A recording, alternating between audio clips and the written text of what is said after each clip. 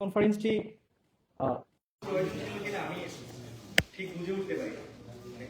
সরকারের উচিত ছিল আমাদের হয়তো এই প্রেস কনফারেন্স করার আগেই তারা দায়িত্বপূর্ণভাবে আমাদের যে উদ্দেশ্যে প্রেস কনফারেন্স করা সেই উদ্দেশ্যটি পূরণ করে দেওয়া। কারণ সরকারের উদ্যোগেই আসলে আমাদের এই 48তম বিসিএস অনুষ্ঠিত হয়েছিল। তো সরকার দেশের ক্রান্তি লগ্নে যে 48তম স্পেশাল বিসিএস স্বাস্থ্য গ্রহণের একটি উদ্যোগ গ্রহণ করেছিল, সেটা ছিল আমাদের প্রান্তিক পর্যায়ে প্রাথমিক চিকিৎসা সেবায় চিকিৎসক সংকটের প্রেক্ষিতে। সেই জন্য আসলে সরকারের ঊর্ধ্বতন কর্তৃপক্ষে যারা এই বিসিএস এর সাথে সংশ্লিষ্ট ছিলেন, বিশেষ করে আমাদের মাননীয় স্বাস্থ্য উপদেষ্টা নূরজাহান বেগম ম্যাম, আমাদের মাননীয় প্রধান উপদেষ্টার বিশেষ সহকারী ডাক্তার সাইদুর রহমান স্যার এবং সংশ্লিষ্ট অন্যান্য ব্যক্তিবর্গ যাদের উদ্যোগে আমাদের এই 48তম বিসিএসটি অনুষ্ঠিত হয়েছে, তাদের প্রতি আমার অশেষ কৃতজ্ঞতা। পাশাপাশি আমাদের বর্তমান যে পরিস্থিতির সম্মুখীন হয়েছি আমরা, যে জন্য আসলে আমাদের প্রেস কনফারেন্সটি আজকে আয়োজন করা হয়েছে, আমাদের সেই বিগত অক্টোবর থেকেই আমাদের গ্যাজেট প্রকাশিত হওয়ার একটা ভাষ্য শোনা যাচ্ছিল বিভিন্ন সরকারের ঊর্ধ্বতন মহলের কাছ থেকে। তো আমরা আসলে তাদের কথায় খুবই আশ্বস্ত ছিলাম যে হয়তো অক্টোবরের মধ্যেই 48তম বিসিএস থেকে চিকিৎসক নিয়োগ দেওয়া সম্ভব, এবং তারই প্রেক্ষিতে আমরা বিগত 2 মাস তাদের কথায় ভরসা করে নভেম্বর ডিসেম্বর মাস অতিবাহিত করে দিয়েছি। যখন আমরা কার্যত কোনো উদ্যোগ হয়তো তারা নিচ্ছে কিন্তু আমরা সেটা দেখতে পাচ্ছি না, সে উদ্দেশ্যেই আসলে আমাদের প্রেস কনফারেন্সটি করা। আমি আসলে 48তম বিসিএস এর সম্পূর্ণ প্রেক্ষাপটটি যদি আমার তুলে ধরতে চাই, দেখা যাচ্ছে আমাদের বিগত 29 মে 2025 তারিখে সরকার 48তম বিসিএস গ্রহণের জন্য আমাদের বিজ্ঞপ্তি প্রকাশ করে। সেই বিজ্ঞপ্তির 29 মে 2025 তারিখে বিজ্ঞপ্তির প্রেক্ষিতে গত 18 জুলাই 2025 তারিখে আমাদের লিখিত পরীক্ষা, যেটা এমসিকিউ টাইপ ছিল, এবং সেই এমসিকিউ টাইপ লিখিত পরীক্ষার ফলাফল গত 20 জুলাই 2025 তারিখে অতি অল্প সময়ে প্রকাশিত হয়। এবং তারই প্রেক্ষিতে গত 6 আগস্ট 2025 তারিখ থেকে 10 সেপ্টেম্বর 2025 তারিখের মধ্যে আমাদের ভাইবা পরীক্ষাও সম্পূর্ণ হয়ে যায়, যেটা অতি দ্রুততার সহিত হয়েছে। হয়তো অন্য কোনো বিসিএস এ এরকম ইতিহাস ছিল না। সেজন্য আমরা পিএসসি এবং সরকারের যারা সংশ্লিষ্ট ছিল এই কাজে, তাদের সকলকেই ধন্যবাদ জ্ঞাপন করতে চাই। 10 তারিখে ভাইবা শেষ হওয়ার প্রেক্ষিতে 11 সেপ্টেম্বর 2025 তারিখে আমাদের 3120 জন চিকিৎসককে সুপারিশ প্রাপ্ত করা হয়, যেখানে 2820 জন ছিল সহকারী সার্জন এবং 300 জন ছিল ডেন্টাল সার্জন। এবং পরবর্তীতে 15 অক্টোবর 2025 তারিখে আরো 380 জন চিকিৎসককে সুপারিশ করা হয়। সর্বমোট 3500 জন চিকিৎসককে এ পর্যন্ত 48তম বিসিএস থেকে সুপারিশ করা হয়েছে। তারই প্রেক্ষিতে বিগত 21 থেকে 23 অক্টোবর তারিখে 2967 জন চিকিৎসকের স্বাস্থ্য পরীক্ষা, এবং 2 থেকে 3 ডিসেম্বর উক্ত 2 দিনে বাকি 417 জন চিকিৎসকের স্বাস্থ্য পরীক্ষা সম্পন্ন হয়। সর্বমোট 3286 জন চিকিৎসকের স্বাস্থ্য পরীক্ষা ইতিমধ্যে সম্পন্ন হয়েছে, এবং তাদের সকল ধরনের ভেরিফিকেশন যথারীতি সম্পন্ন হয়েছে। তো সবকিছু আসলে সম্পন্ন হওয়ার পরেও গেজেট প্রকাশে কেন সরকারের কালক্ষেপণ, সেটা আসলে ঠিক বোধগম্য হচ্ছে না। আমরা সরকারের তরফ থেকে অনেক আশাব্যঞ্জক বাণী শুনেছি, এবং হয়তো তারা সত্যিকার অর্থেই আমাদের জন্য কাজ করতেছে, কিন্তু আমরা চাচ্ছি যেন গেজেটটা অতি শীঘ্রই প্রকাশিত হয়। এখন কেন চাচ্ছি সে প্রেক্ষাপট যদি বলতে চাই, আমরা আসলে চিকিৎসকরা ধরেই নিয়েছিলাম যে অক্টোবরে আমাদের নিয়োগ সম্পন্ন হয়ে যাবে।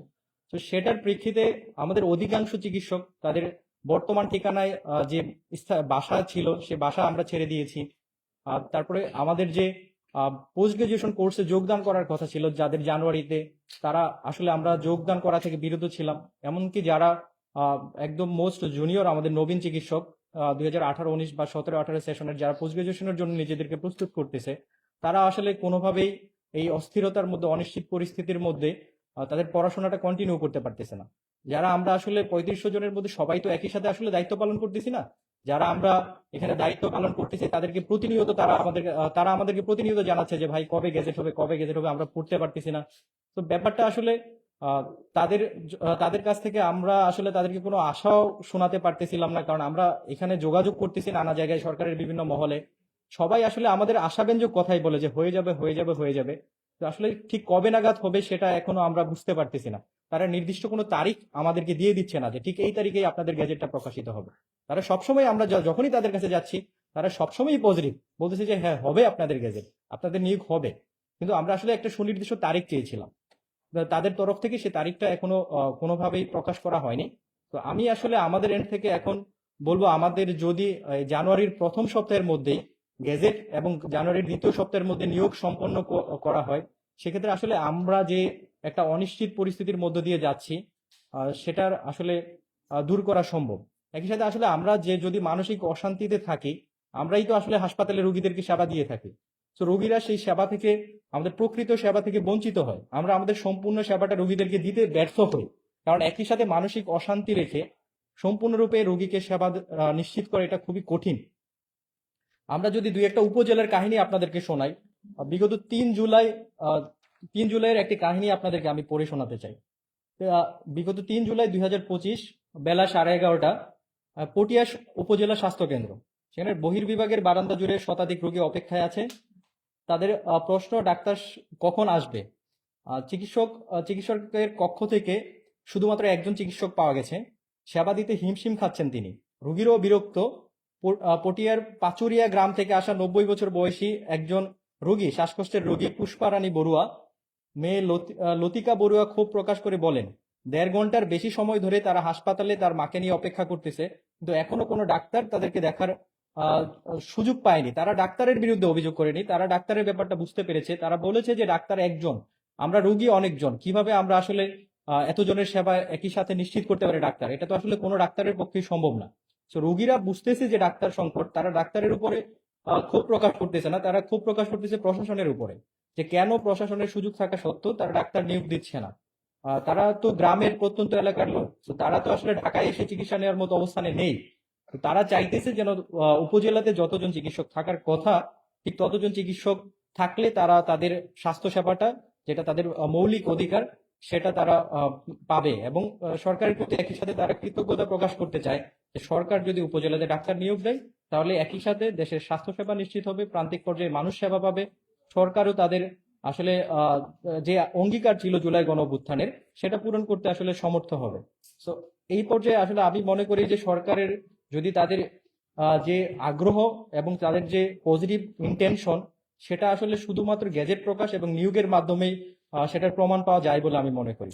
তো আমি সরকারের দৃষ্টি আকর্ষণ করছি সাংবাদিক ভাই ও বোন আপনাদের মাধ্যমে, কারণ আপনারা যেমন অসুস্থ হলে আমাদের ডাক্তারদের কাছে আসেন, একইভাবে আমরাও যখন কোনো বিপদে পড়ি আপনাদের আসলে আপনাদের কাছে আমরা আসি। তো আপনাদের সহযোগিতা ছাড়া এটা আসলে কোনোভাবেই সম্ভব না। সেজন্য আমরা আপনাদের শরণাপন্ন হয়েছি। আপনারা যদি আমাদের এই সংবাদটি আহ, আপনারা যদি খুব সামনাসামনি, মানে যেটা আসলে পাবলিক এঙ্গেজমেন্ট পসিবল, সেভাবে আপনারা প্রকাশ করেন। অনেক সময় দেখা যায় যে আপনারা আসেন, আমাদের কথা শোনেন, কিন্তু সংবাদটা এমন ভাবে প্রকাশিত হয় যেটা আসলে কোনো পাবলিক এঙ্গেজমেন্ট হয় না। আমি দুঃখিত আসলে এভাবে বলার জন্য, কিন্তু পূর্ব অভিজ্ঞতা থেকে বলতেছি। আবার একই সাথে আপনারাই যদি না চাইতেন যে আমাদের সংবাদ প্রকাশিত হোক, তাহলে সংবাদ প্রকাশিত হতো না।